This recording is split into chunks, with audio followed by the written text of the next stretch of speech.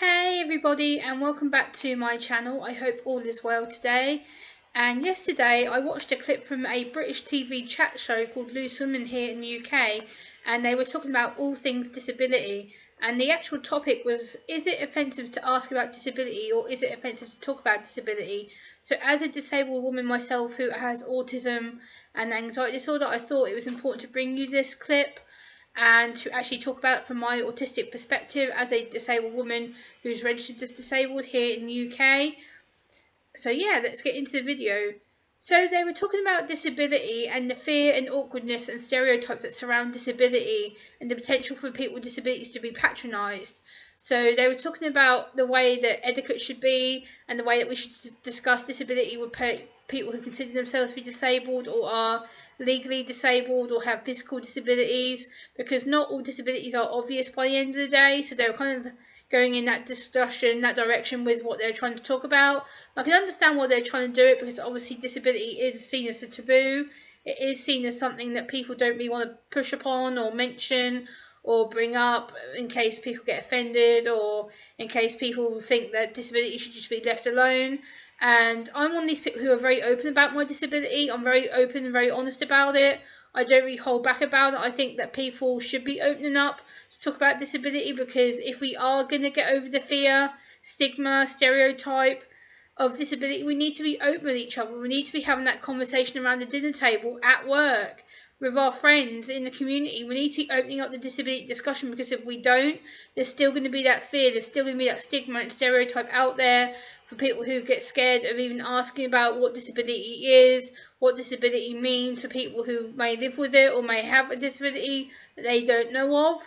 So yeah, I just want to kind of briefly touch upon it and talk about it.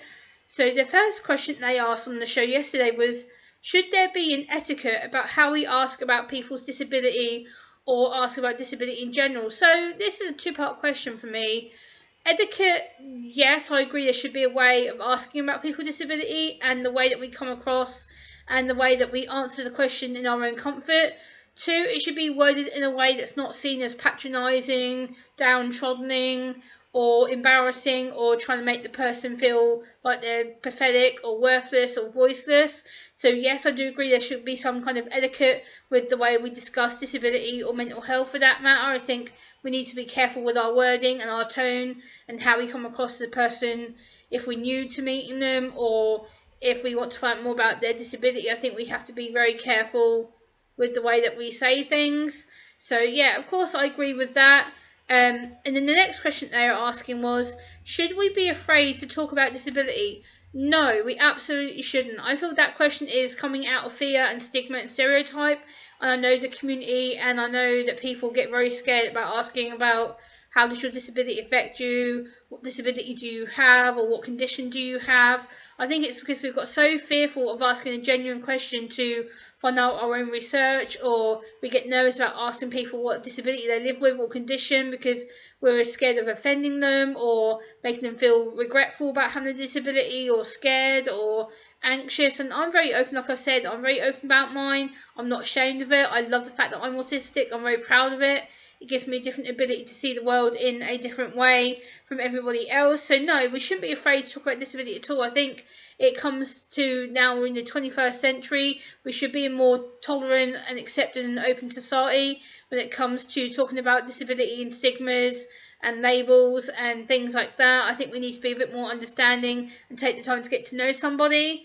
And then they asked, do we need to have a template about disability? No, because if we have a script or a template or something that we have to look at on a bit of paper to say, oh, how does your disability affect you? How are you today? What is your disability? No, but it won't make a natural conversation. We need to be having a one-to-one or a group conversation to say, okay, you may be disabled, you may have this, you may have that. How can we help you? How do we talk to you?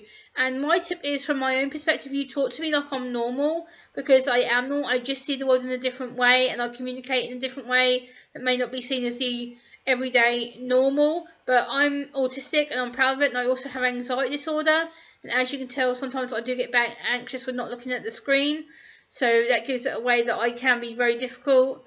Then the next question is, should we ask, or how do we ask in the correct way to know we can help somebody who has a disability? So again, I'm going to talk about this from my own perspective.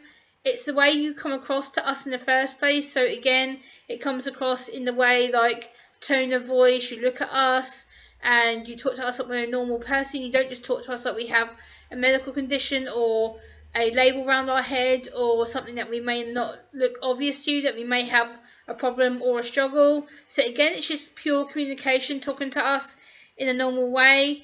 Again, I can understand they did say it can be difficult to read the situation or somebody with a disability. Well, it can, because you don't know how best to talk to them. Again, it can be because we're different. Some people may not be verbal enough to communicate. So again, it could be sign language. It could be that they're a wheelchair user. It could be that they're deaf or anything like that. So you have to be very careful with the way that you treat somebody when it comes to that kind of stuff. Again, they went on to talk about people are scared about how to communicate about disability because it's not always obvious.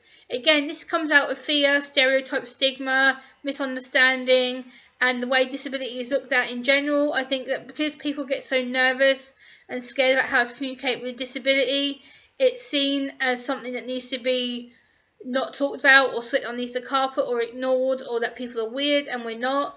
Being disabled doesn't mean we're bad or broken, defective, damaged, poisoned, brain damaged, whatnot. It just means that we see the world differently and we perform differently, we act differently because of our disability or our condition that we may live with. It may be diagnosed later on in life, or it could be diagnosed in our early childhood, it could be lifelong, it could be a temporary disability. You don't know unless you really ask and get to know that person. So again, it's about starting up that conversation with people and actually opening up and say, hey, I have a disability, this is what it is, this is how it affects me, this is going to be to the rest of my life, this is how I want you to communicate with me, this is how we should be talking to each other. And then, again, they did say about, it's the way we ask the questions and there's a time and place, exactly. So there's a time and place for everything, like the way that you ask a question to a disabled person like myself, it's the way that you come to me, it's the time, it's the place, it's being appropriate. Like, I've had people ask me like in the past, oh, so you have autism, what does that mean? Does that mean that you don't communicate properly? Does that mean that you're a spoiled brat? Does that mean that you're rude? No, it doesn't. It just means that I communicate in a different way, that I have problems with seeing black and white, and I have problems with looking people in the eye, which again, people would say to me, oh, you're lying, you're a bit shifty, you know, you don't look at me when I'm talking to you, how rude, and things like that. So it's just, again, opening up that understanding with it. Also, it's about better education, because they did talk about having people being better educated on disability and talking better to people with disability. So again, it comes about we need to be educating ourselves, researching ahead of time, spending time with the person who has a disability, and basically getting the ground off running right and getting the conversation started right, and just listening to that person, taking the time to be with them, asking them if they need help with sensory fidgets, or having help with shopping, or how can we take them away from a noisy environment to a quiet environment, using sensory ear defenders or things like that that help them calm down. So again, it may not always be a physical condition. So people in a wheelchair, example, but obviously they have a more physical condition, but they may not always need help. They may sit in a train station just on their phone, or they may be eating lunch in a train station or at a work meeting or workplace. It doesn't mean that they need help constantly 24/7. It just means that they're eating or on the phone or arranging work meetings. It doesn't mean that just because they have a wheelchair that they need constant help all the time. And as an autistic adult, I would like to include people about how I see the world. I think the more that you include somebody and the more that you diversify yourself and you help yourself to communicate with other people around you who may not be disabled, who don't know what a disability is, or they may not know of your type of condition, help them, explain to them, talk to them, eat lunch with them, take them out for a meal, go to their house, have a one-on-one combo with them, get them so they're comfortable to be around you and to understand you. It doesn't take much to communicate with them. Also, I'm a big advocate for education, research, taking the time to get to know somebody with a disability. I'm a very big advocate on how you can learn more about me, like understanding what autism is, understand what anxiety is, the behaviour triggers, the sensory triggers that I may have. So again, it's just about communication And then I want to go on to the context. They talk about context in this video clip. It is about context. It's about the way that it's said, it's asked. It's about the way that you know about the disability beforehand. It's about researching it and understand that you may potentially offend someone or upset someone. So it still shows that the UK is a little behind when it comes to awareness and acceptance of disability and the way that we live our lives, the way we choose to act in public, whether we choose to be upset or happy, or we get triggered by people who ask ridiculous questions like, oh, but you don't look like you're autistic, oh, you don't look anxious, you're not acting it, how can I tell you what's up here when all I show you is the physical stuff? So again, it's very, very difficult to take that into option. Again, it's to be less afraid of disability and more awareness in the mainstream. The mainstream is the reason why a lot of people are scared and nervous of people, and it's about the fear, the stigmas, the stereotypes, the backlash. That's why a lot of people like myself won't speak out, because people are scared to do so. So it's about communicating the media differently to help them understand what it means to be good with strategies, coping techniques, meditation, that kind of stuff. My final question to you is, do you think that it is offensive to talk about disability? Do you have a disability? Let me know down below in the comment section, and I look forward to hearing from you. Thank you so much for watching, and I'll see you next time. Bye!